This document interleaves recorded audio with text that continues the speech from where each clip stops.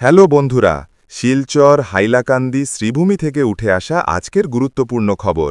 আজকের বিশেষ খবরগুলি হল, এর আগে অবশ্যই বলবো, যদি ভিডিওটি ভালো লাগলে লাইক করবেন, চ্যানেলটিকে এক্ষুনি সাবস্ক্রাইব করেন, সঙ্গে বেল আইকনটি অবশ্যই বাজিয়ে রাখবেন।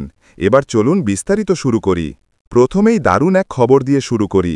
আসামের মুখ্যমন্ত্রী ড হিমন্ত বিশ্ব শর্মা রাজ্যের চাকরিপ্রার্থীদের জন্য এক বিরাট সুখবর দিয়েছেন।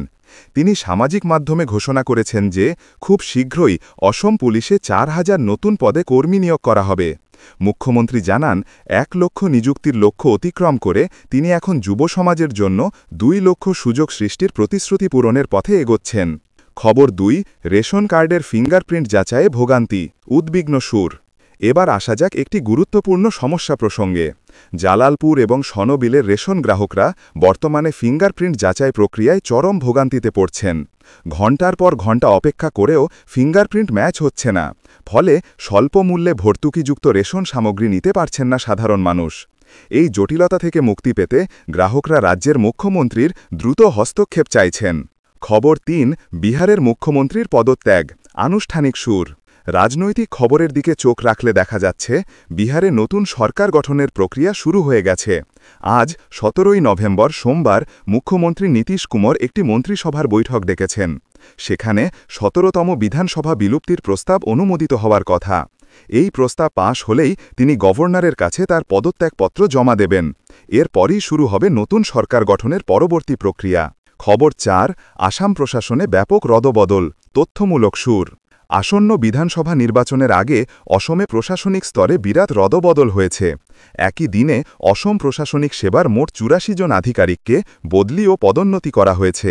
বরাক উপত্যকার ৩টি জেলার অতিরিক্ত জেলা আয়ুক্ত, জেলা উন্নয়ন আয়ুক্ত এবং জেলা পরিষদের মুখ্য কার্যবাহী আধিকারিকরাও এই রদবদলের অন্তর্ভুক্ত। খবর ৫, গুয়াহাটিতে মর্মান্তিক অগ্নিকাণ্ড, গভীর শোকের সুর। এবার একটি মর্মান্তিক ঘটনার খবর। গুয়াহাটি মহানগরীর বড়লুমুখ পোস্ট অফিস বিল্ডিংয়ের ৩য় তলায় ঘটে গেল এক ভয়ঙ্কর দুর্ঘটনা। মেয়ের জন্মদিনের দিনেই রান্নার গ্যাস সিলিন্ডার বিস্ফোরণে সৃষ্ট অগ্নিকাণ্ডে মা-বাবা দুজনেরই মর্মান্তিক মৃত্যু হয়েছে। মৃত দম্পতির নাম দেব চৌধুরী এবং পম্পি চৌধুরী। এই ঘটনায় আরও ২ জন আহত হয়েছেন বলে জানা গেছে। খবর ৬, ২০২৬ সালের ভোটে অসমে এআইইউডিএফের অস্থিরতা, বিশ্লেষণমূলক সুর। ২০২৬ সালের বিধানসভা নির্বাচন যত এগিয়ে আসছে, অসমে এআইইউডিএফের অভ্যন্তরে তত বেশি অস্থিরতা দেখা দিচ্ছে। বিধায়কদের রাজনৈতিক অবস্থান এবং সংখ্যালঘু ভোটারদের মনোভাব নিয়ে গুরুত্বপূর্ণ প্রশ্ন উঠছে। রাজনৈতিক বিশ্লেষকদের মতে দলটি সম্ভবত এক বড় পুনর্গঠনের মুখে এসে দাঁড়িয়েছে। খবর ৭, বিজেপির সর্বভারতীয় সভাপতি নির্বাচন, মনোযোগ আকর্ষণকারী সুর। বিহার জয়ের পরই বিজেপি এবার দলের সর্বভারতীয় সভাপতি নির্বাচনের প্রক্রিয়া শুরু করতে চাইছে।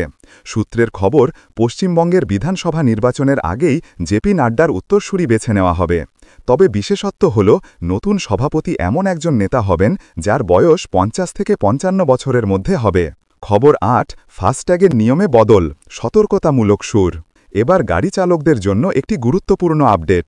গত ১৫ই নভেম্বর থেকে ফাস্ট্যাগের কিছু নিয়মে পরিবর্তন আনা হয়েছে। এখন থেকে কোনো চালক যদি সক্রিয় ফাস্ট্যাগ ছাড়াই টোল প্লাজা অতিক্রম করেন, তাহলে নগদ টোল দেওয়ার ক্ষেত্রে তাকে দ্বিগুণ অর্থ চার্জ করা হবে। আর ডিজিটাল পেমেন্টের ক্ষেত্রে একই ধরনের ভুল বারবার করলে চার্জ করা হবে ১.৫ গুণ। খবর ৯, পাঞ্জাবে আরএসএস নেতার ছেলেকে গুলি করে খুন, গম্ভীর ও দুঃখের সুর। দুঃখজনক খবর এসেছে পাঞ্জাব থেকে।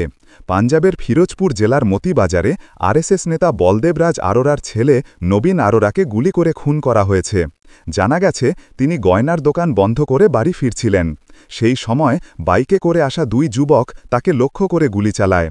গুরুতর আহত অবস্থায় তাকে হাসপাতালে নিয়ে যাওয়া হলেও চিকিৎসকরা তাকে মৃত বলে ঘোষণা করেন। খবর ১০, বরাক উপত্যকার আবহাওয়ার খবর, শান্ত ও তথ্যমূলক সুর। সব শেষে বরাক উপত্যকার আজকের আবহাওয়ার খবর। আজ ১৭ই নভেম্বর সোমবার বরাক উপত্যকার ৩ জেলাতেই ঠান্ডা আবহাওয়া থাকবে বলে আশা করা হচ্ছে। শিলচর, কাছাড়, শ্রীভূমি, করিমগঞ্জ এবং হাইলাকান্দিতে সর্বোচ্চ তাপমাত্রা থাকবে ২৯ ডিগ্রি সেলসিয়াস আর সর্বনিম্ন তাপমাত্রা ১৭ ডিগ্রি সেলসিয়াসের কাছাকাছি থাকবে।